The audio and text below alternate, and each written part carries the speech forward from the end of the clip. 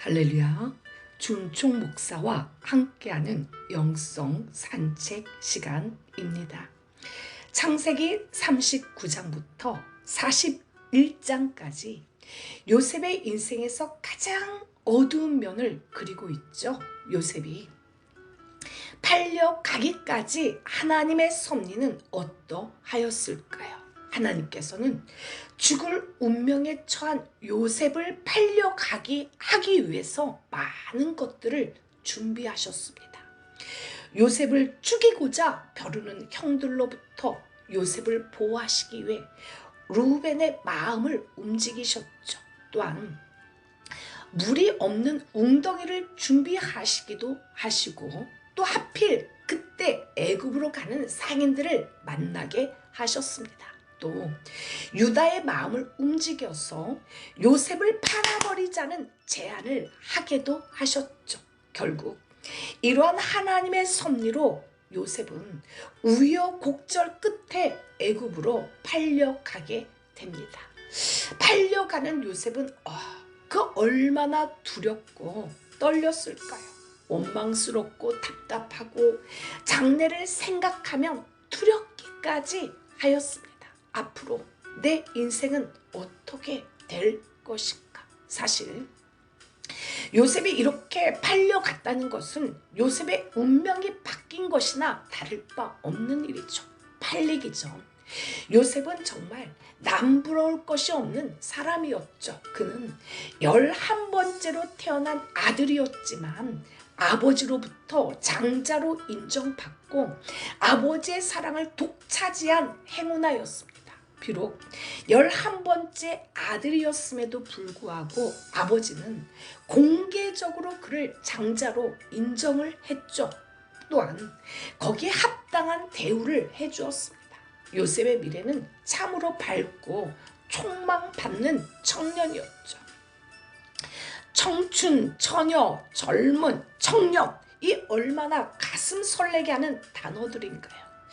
빅토르 위고는 청년은 슬픔 속에서도 강택이 반짝반짝 난다 라고 했죠. 젊음은 인생에 있어서 무한한 자본이고 가능성이고 순수함입니다.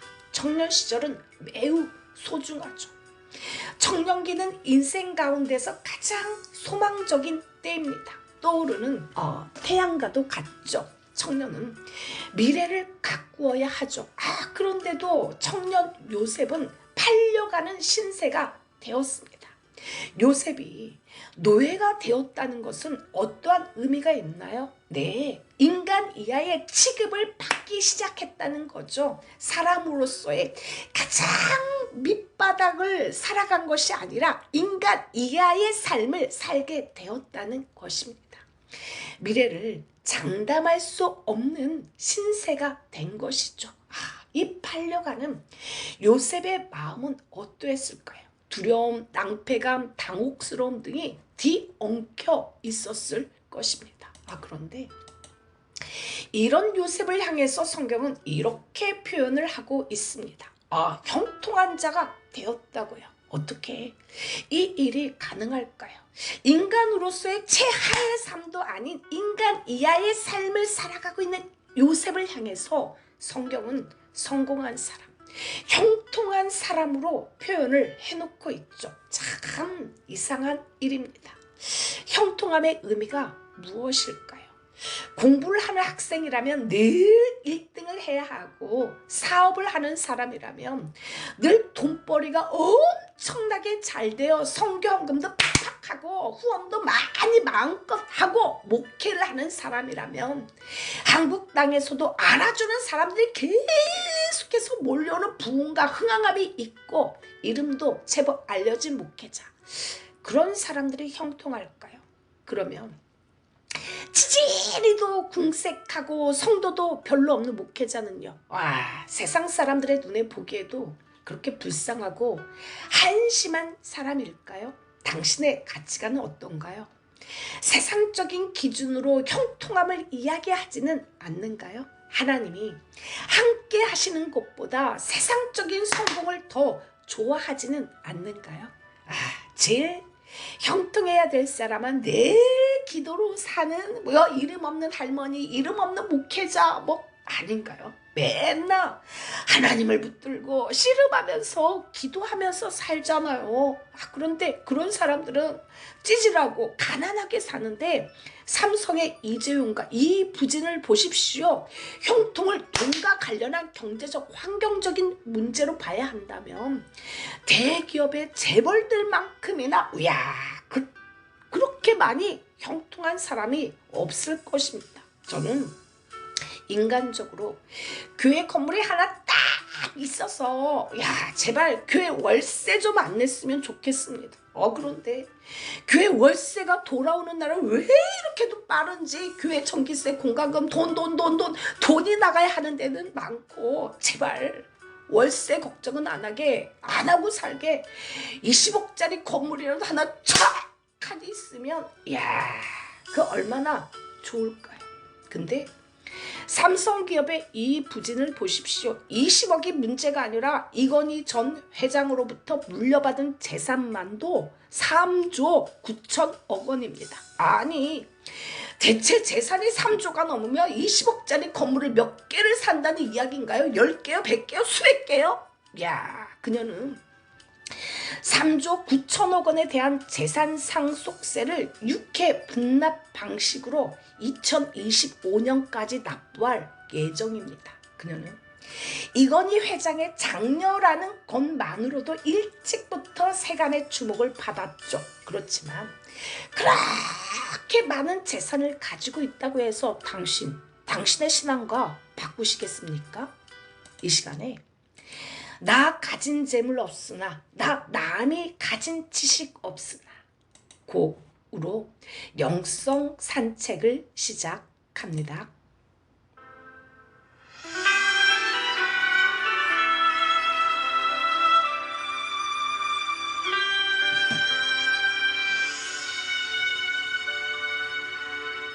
나 가진 재물 없으나, 나 남이 가진 지식 없으나, 나 남에게 있는 건강 있지 않으나, 나 남이 없는 건 있으니, 나 남이 못 본 것을 보았고, 나 남이 듣지 못한 음성 들었고, 나 남이 받지 못한 사랑 받았고, 나 남이 모르는 것 깨달았네.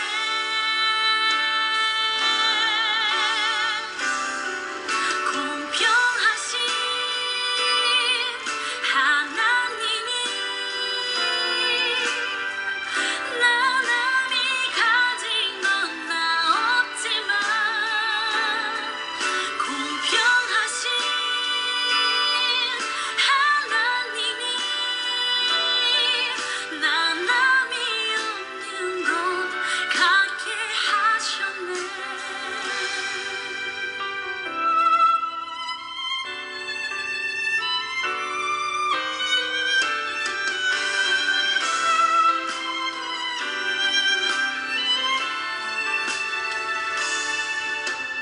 나 가진 재물 없으나,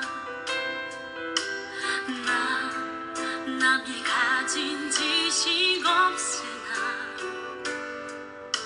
나 남에게 있는 건강 있지 않으나, 나 남이 없는 건 있으니, 나 남이 못 본 것을 보았고, 나 남이 듣지 못한 음성 들었고,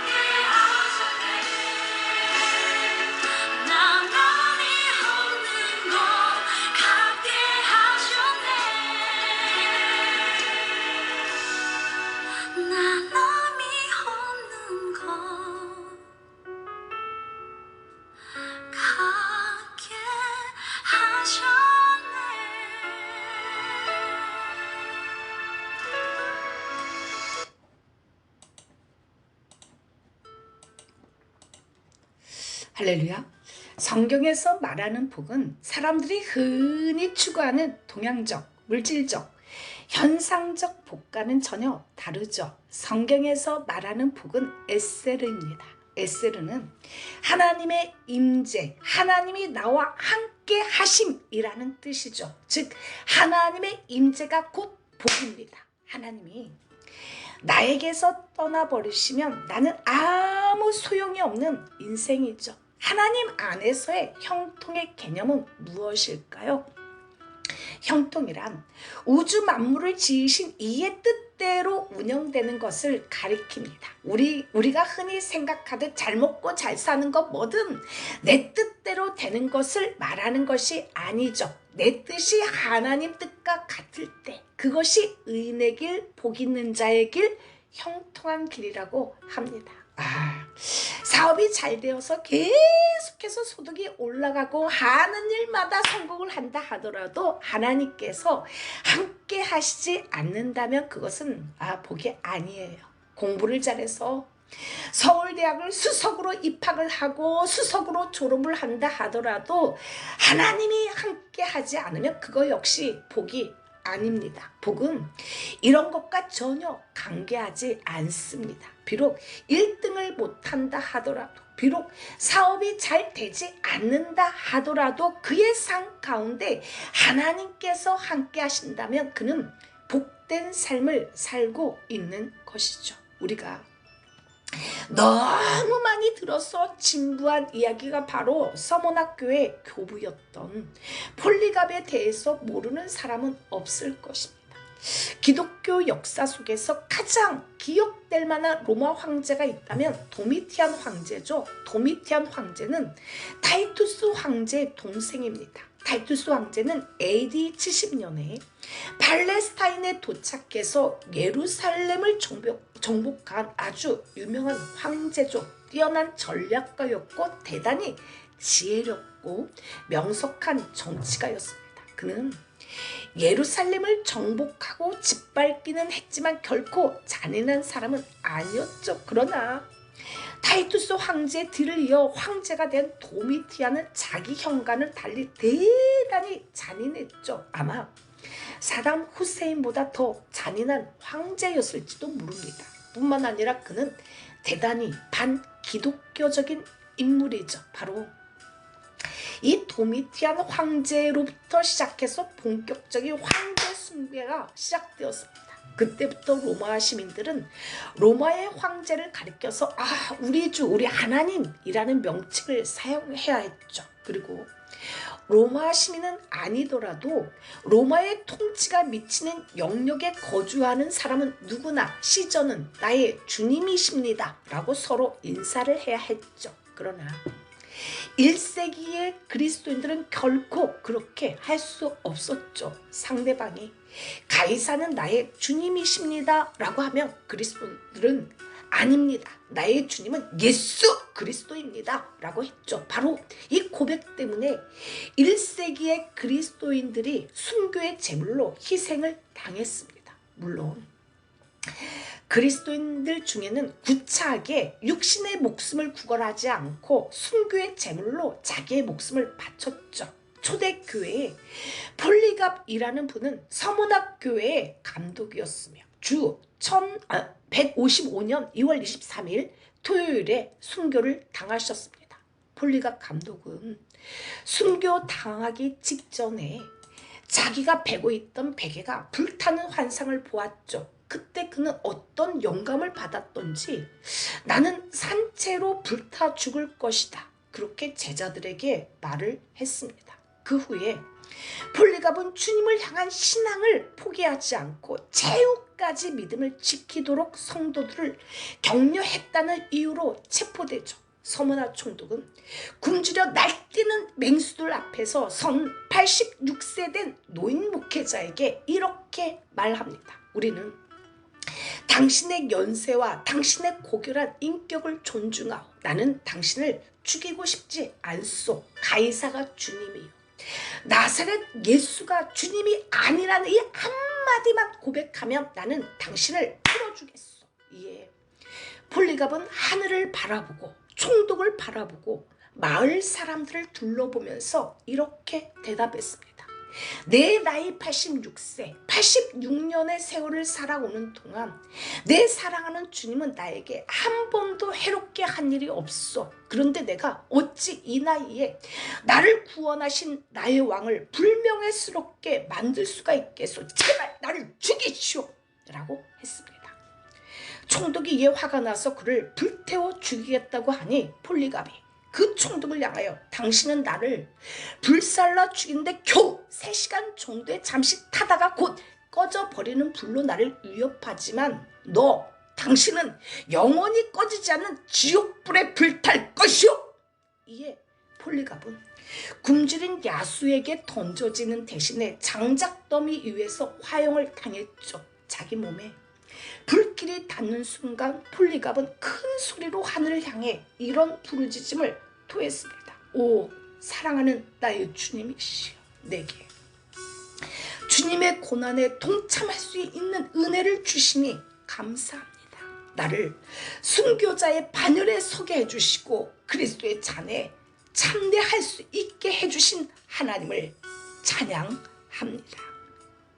그러면서 순교의 제물로 불타 죽었죠. 사람은 누구나 육신을 가진 존재인데 불길 가운데서도 그들이 찬송을 부를 수 있었던 것은 불보다도 더 위대한 하나님의 위로와 권능이 그들의 영과 마음과 육신에 넘쳐났기 때문이죠. 우리도 이런 폴리갑처럼 하나님 앞에 서야 하죠. 어떤 순간이 우리 앞에 다가온다 하더라도 하나님 앞에 있다는 생각을 버리지 말아야 합니다. 비록 내가 그렇게 하다가 죽음을 당한다 하더라도 그렇죠. 이것이 바로 형통한 사람입니다.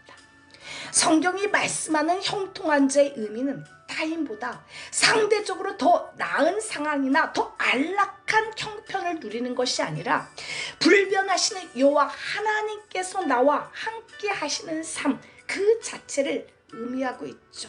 그 유명한 사도 바울을 세상적인 가치관, 당신의 가치관으로 본다면 그는 분명하고 확실하게 형통치 못한 사람이죠. 그가 당한 일을 너무 잘 알잖아요. 얼마나 많은 어려움을 겪었습니까? 수없이 감옥에 갇혔죠. 위험에 처한 적도 여러 번이에요. 심지어는 먹지도 못하고 이런 사람을 향해서 어떻게 형통한 사람이라고 말할 수 있을까요? 세상적인 관점으로는 불가능하죠. 헐벗고 굶주렸던 사람을 향해 감옥을 채집 드나들듯이 드나든 사람을 향해 어떻게 형통한 자라고 말할 수 있죠.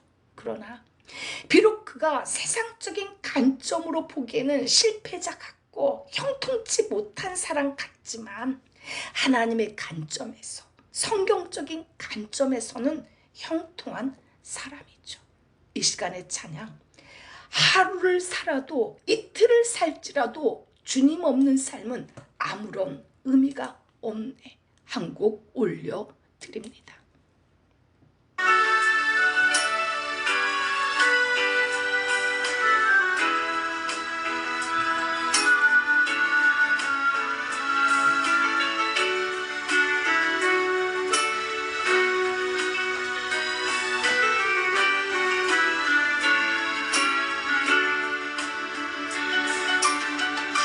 하루를 살아도 이틀을 살지라도 주님 없는 삶은 아무런 의미 없네. 갈대 속한 신주 나의 생명 대신이 주님 안에 있을 때 나의 영혼 평안해. 주님만이 내 사랑 나의 찬송 되시니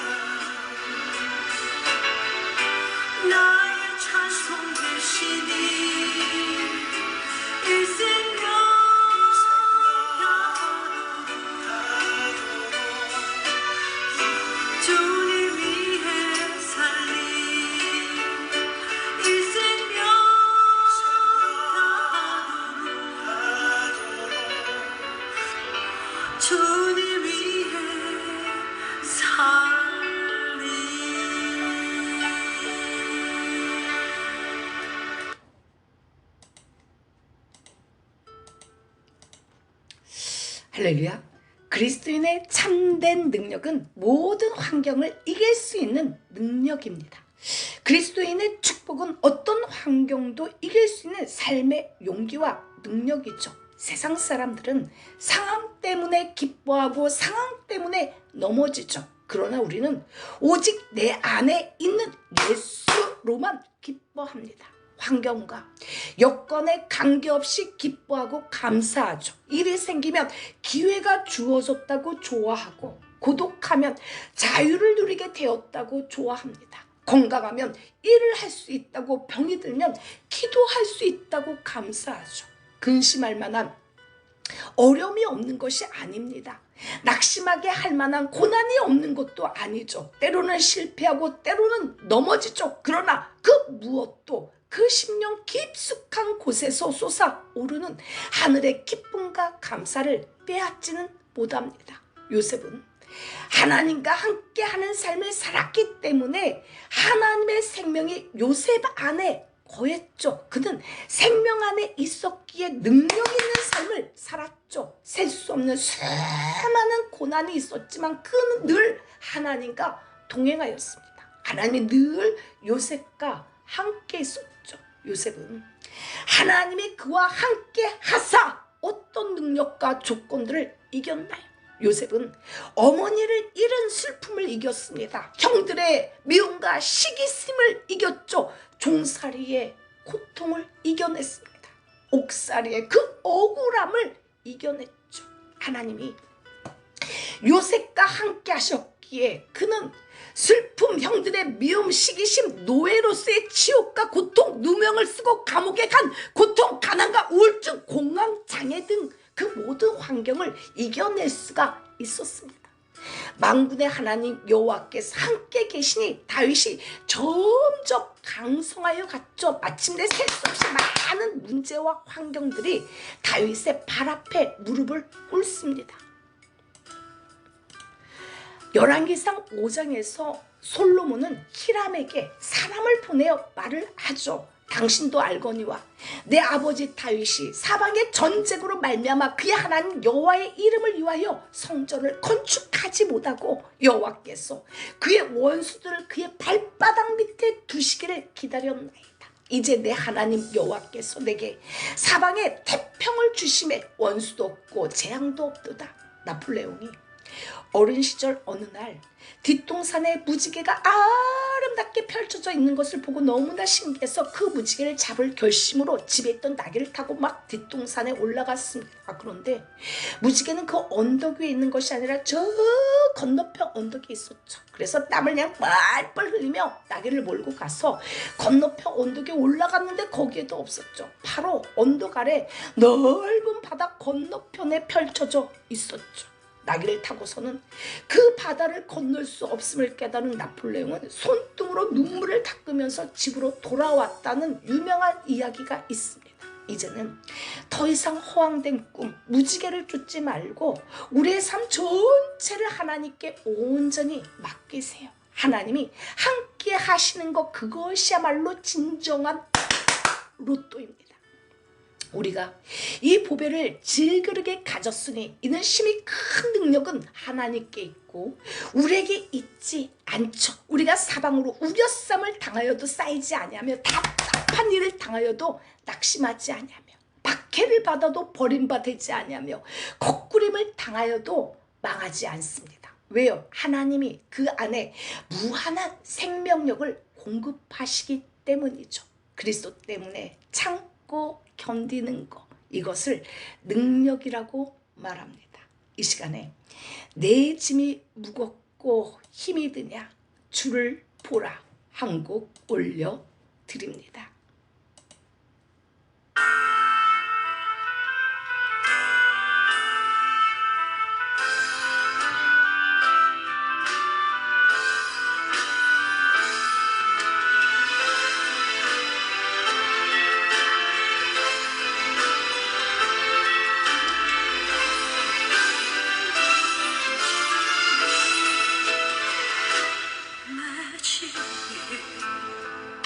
무겁고 힘드냐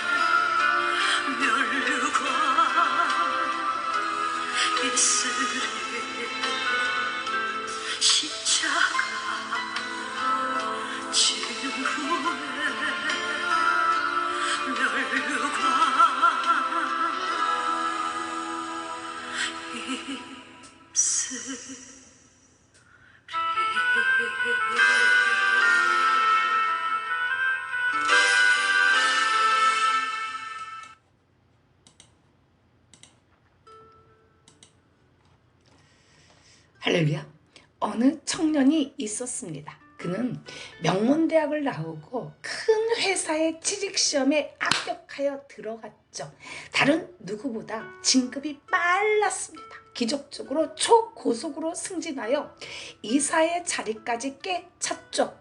그러던 어느 날 갑자기 그가 이제껏 전공했던 과목과 업무와는 관계없이 방향으로 사업이 진행되었습니다.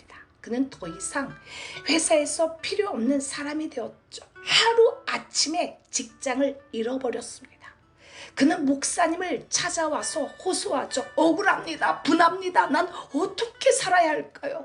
목사님은 의인은 7번 넘어져도 8번째 또 일어납니다. 7.8기 정신으로 다시 인생을 시작하세요 라고 말했죠. 그는 남다른 각오를 하고 어떤 회사에 수의로 들어갔습니다. 거기서 인생 공부를 하죠. 나가고 들어오는 모든 사람에게 인사를 하면서 겸손을 배웠습니다. 그러던 어느 날 그 회사의 회장님의 눈에 이 청년이 눈에 띄었죠. 청년의 근면성, 성실함, 그리고 삶의 태도와 책임감이 좋았습니다. 결국 그 청년은 전보다 더 좋은 회사에서 일할 수 있게 되었다는 실화입니다. 네가 자기의 일에 능숙한 사람을 보았느냐? 이러한 사람은 왕 앞에 설 것이요 천한 자 앞에 서지 아니하리라. 자기 일에 능숙한 사람은 자기 일을 능숙하게 솜씨있게 처리하는 달인이나 장인을 말하죠. 이런 사람은 일의 결과나 영광에 집착하지 않고 일 자체를 즐기며 매사에 최선을 다합니다. 이런 사람은 허풍만 떠는 게으른 사람과는 달리 자기 일에 전념하며 실력과 기술을 연마하는데 최선을 다하죠. 한 분야에 어느 정도 경지에 이르려면 성실함과 많은 시간이 필요합니다. 그러므로 이런 사람은 처음에는 잘 드러나지 않지만 세월이 지나면서 그 실력을 인정받게 되어 있죠. 성경은 결국 이런 사람은 왕 앞에 서게 되고 천한 자 앞에 서지 않을 것이라고 단정하죠. 요셉의 형통함은 즉 하나님께서 함께 하심에 대해서 집주인인 보디발도 볼 수가 있었죠. 보디발은 하나님을 경외하는 사람이 아니었죠. 하나님을 아는 자가 아니에요. 그런데도 그는 요셉이 하나님과 함께 하는 것을 발견합니다.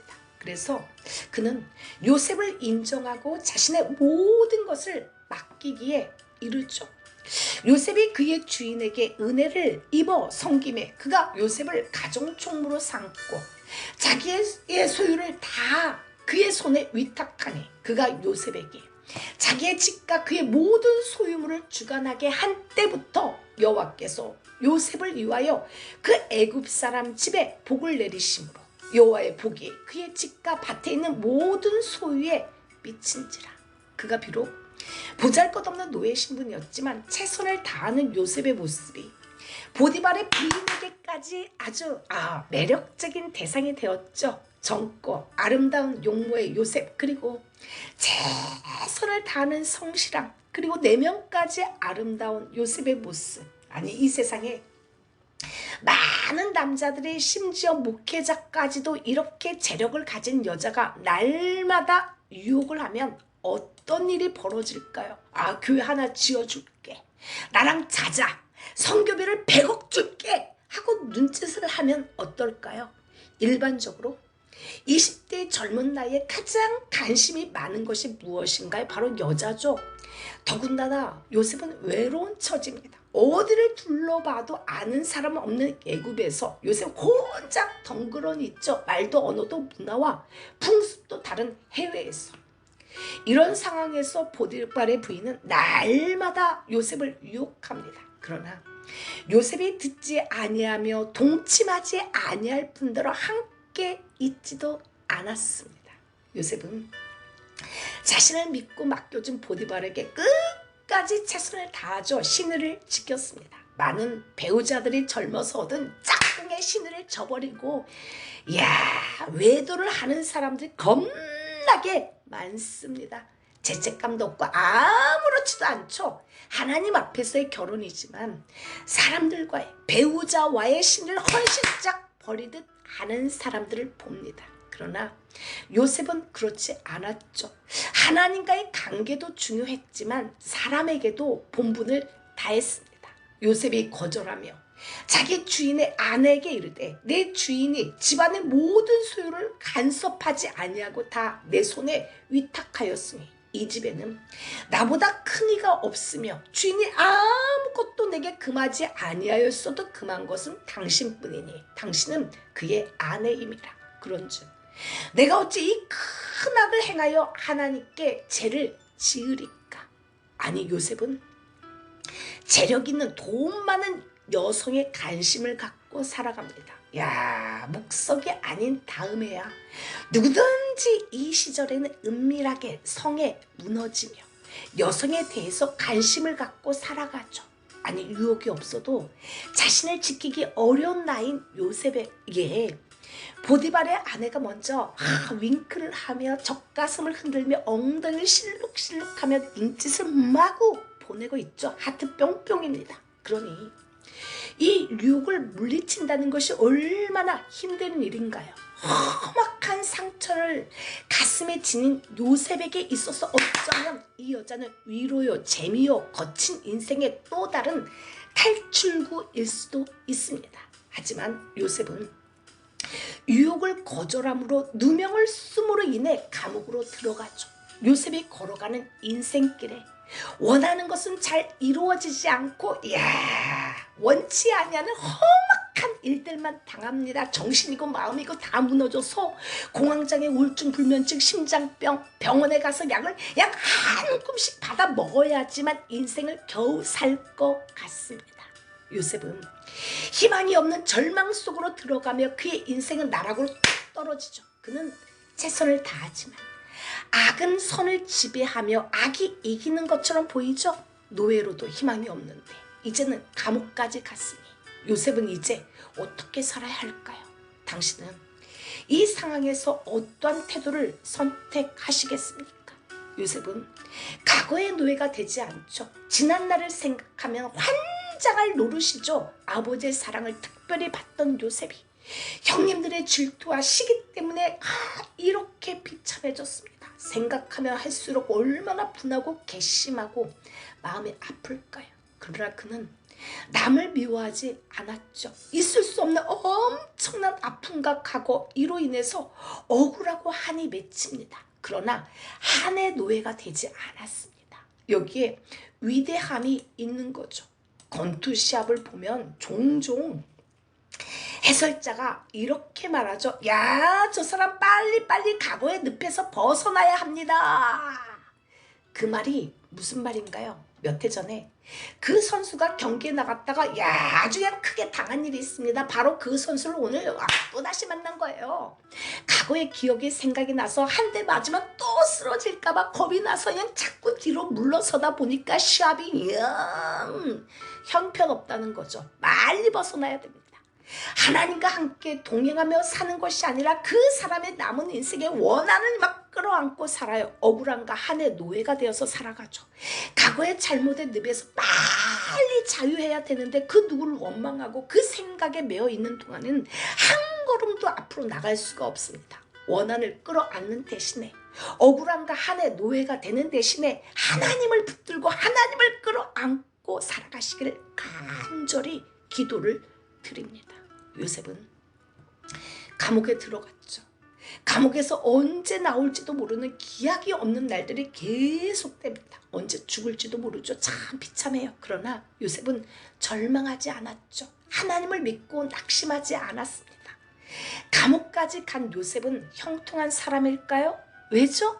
그는 감옥에서도 하나님과 함께하는 사람이기 때문입니다. 하나님 앞에서 살기를 열망하는 사람, 어떤 희생의 대가를 치르더라도 하나님 앞에서 살기를 소원하는 사람, 그가 바로 형통한 사람이죠. 요셉은 신앙으로 모든 것을 극복했습니다. 나의 현실, 그 앞에서 처한 나의 자세는 어떤가요? 언제까지 절망하며 언제까지 원망할 건가요? 주님, 참혹한 나의 아픔과 환경 속에서도 늘 하나님과 동행하게 하옵소서. 가난하고 외롭고 힘들지라도 늘 하나님의 존전 앞에서 죽기까지 성실과 최선을 다하게 하옵소서. 다윗이 원수들 발밑에다 둘 때까지 여호와의 때를 기다린 것처럼 하나님을 더욱 신뢰하게 하옵소서. 마침내 하나님과 함께함으로 인해 모든 환경을 이겨내게 하옵소서. 예수 이름으로 기도를 올려드립니다. 아멘.